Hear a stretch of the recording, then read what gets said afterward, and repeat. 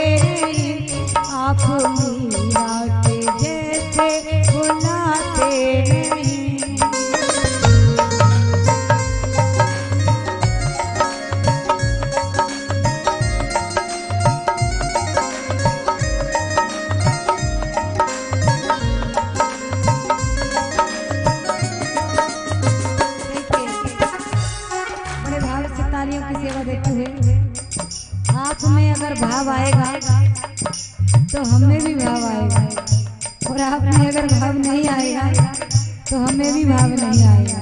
तो क्या तालियों की सेवा देते हुए हाँ अच्युतम केशवम कृष्ण दामोदरम राम नारायणम जानकी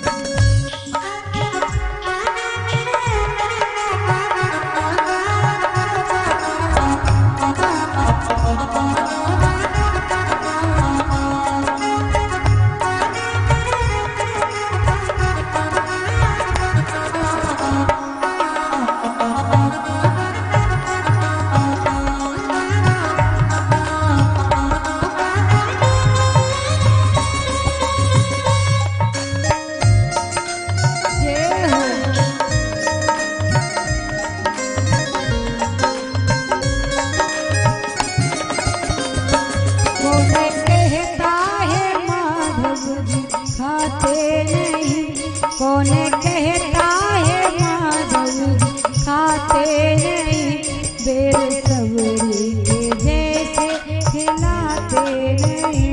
कौन कहता है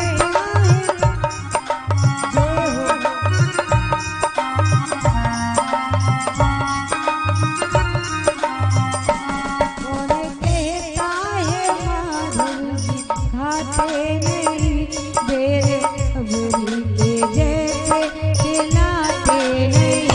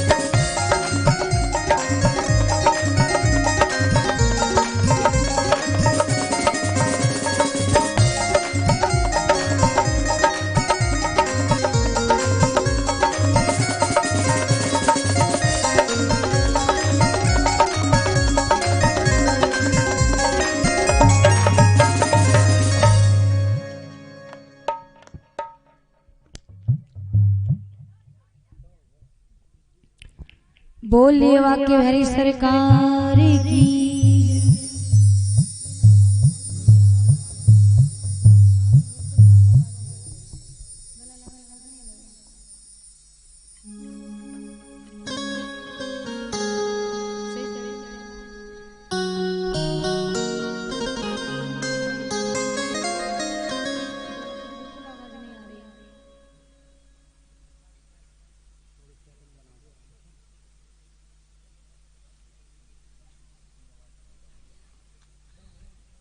श्री राधे।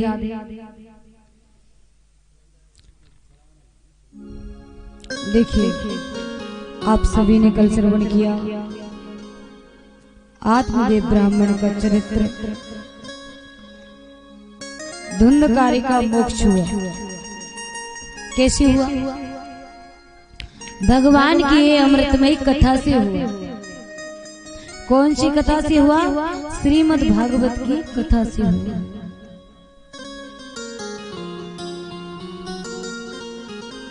तो क्या है ये कथा? भगवान की सदा श्रवण करने के लायक है। इसे बड़े भाव से श्रवण करना चाहिए।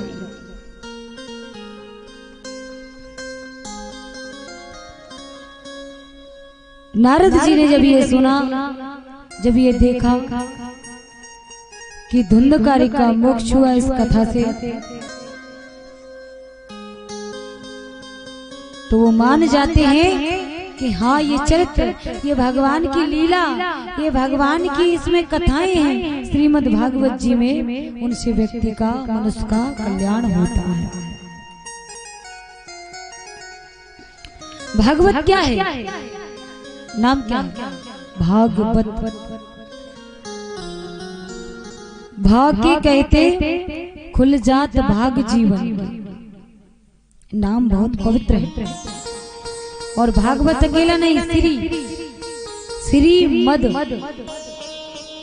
भागवत। श्री का मतलब, श्री किसको कहते हैं? राधे रानी को श्री कहा है। राधे रानी का स्वरूप श्री मद। मद क्या होते हैं? हमारे ऊपर जो चढ़े होते हैं मद, क्रोध का, काम का, लोभ का, मोह का, अहंकार का, ये मद होते हैं। श्री मद भागवत।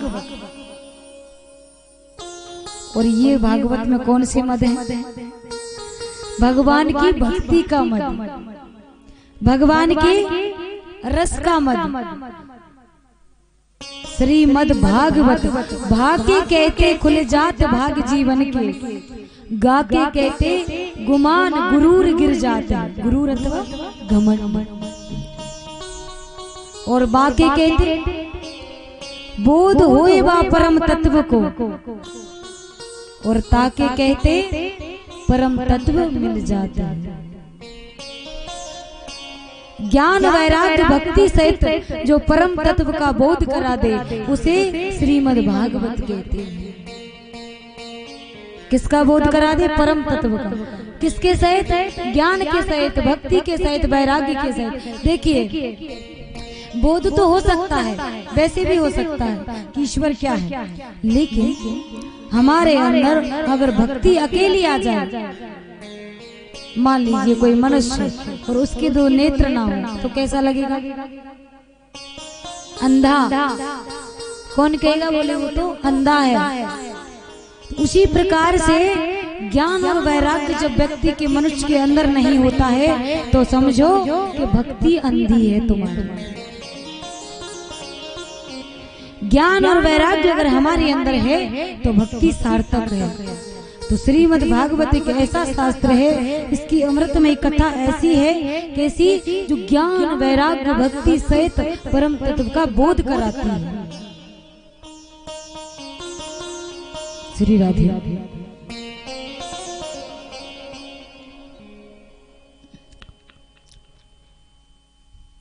तो ज्ञान और वैराग्य भक्ति से जो परम तत्व का बोध करा दे उसे श्रीमद् भागवत कहते हैं।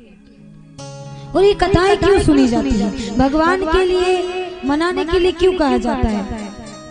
हमारे लिए भगवान ने जन्म दे दिया, बुद्धि दे दी, विवेक दे दिया, ज्ञान दे दिया, हाथ दिए, पैर दिए, नेत्र दिए, मन दिया, शरीर दिया, सब कुछ दिया। फिर बाद में भगवान को मनाने की जरूरत क्या है?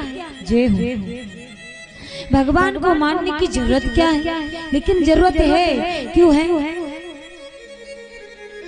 जय हो। वो इसलिए कि मनुष्य देह एक नौका रूपी है, और ये जो मृत्यु लोक है वो एक सागर है, विशाल सागर है, महासागर है। अगर इस महासागर में आपको पार होना है, महासागर में, तो क्या करना पड़ेगा बताइए? हमारी शरीर रूपी नौका में हम बैठे हुए हैं, और अगर इस नौका में कोई छेद हो जाए तो क्या होगा? जल भर जाएगा और नौका डूब जाएगी, डूब जाएगी।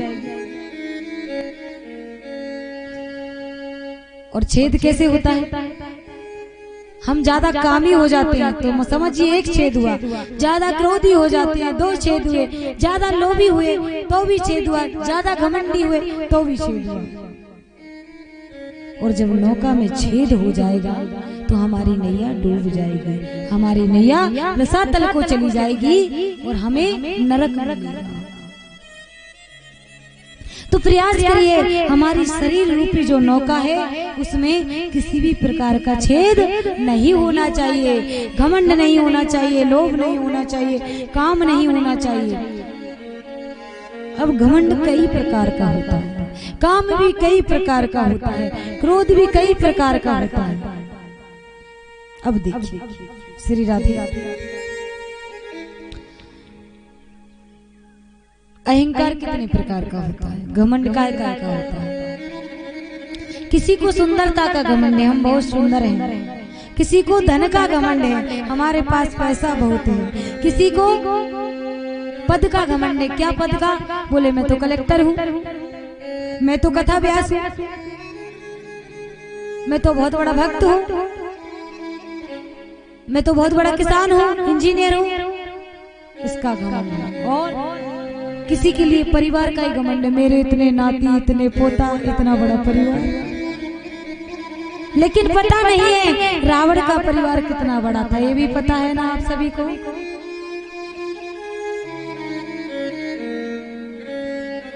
और पता नहीं है इस धराधाम पर एक से एक